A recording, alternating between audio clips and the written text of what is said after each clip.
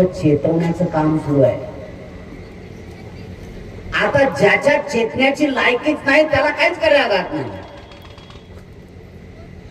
दोन महत्वाच्या गोष्टी आहेत इथं. केवळ फक्त विरंगुळ्याकडे ह्या गोष्टी नाही आहेत आणि भावनेवर तर अजिबात राहू नये. बाबासाहेब आंबेडकरांनी सर्वात महत्वाचं काम सांगितलेलं आहे. चळवळीमध्ये दोन जर गोष्टी आळ आल्यात ना समजून त्याला चळवळ नष्ट झाली. दोन गोष्टी आहेत चळवळीमधल्या. नंबर एक, कुठल्याही चळवळीमध्ये जर नाते येत असतील तर ते चळवळ लवकर संपते.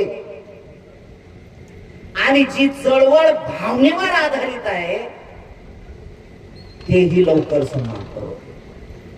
म्हणून बोधिसत्व बाबासाहेब आंबेडकर म्हणतात, मला भावनिकता नको रे लोकांची, मला निष्ठावंत पाहिजे.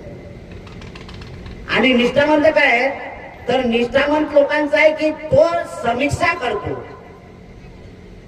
तो एवढ्या समीक्षा करतो, एवढ्या बारकाईने समीक्षा करतो की त्यातलं त्याला कळते की बाबा हे काय आहे आणि कसं आहे. मगाशी सांगितल्याप्रमाणे की राजहंसाची भूमिका जी आहे ना, ते दूध तर दूधच घेतलं पाहिजे.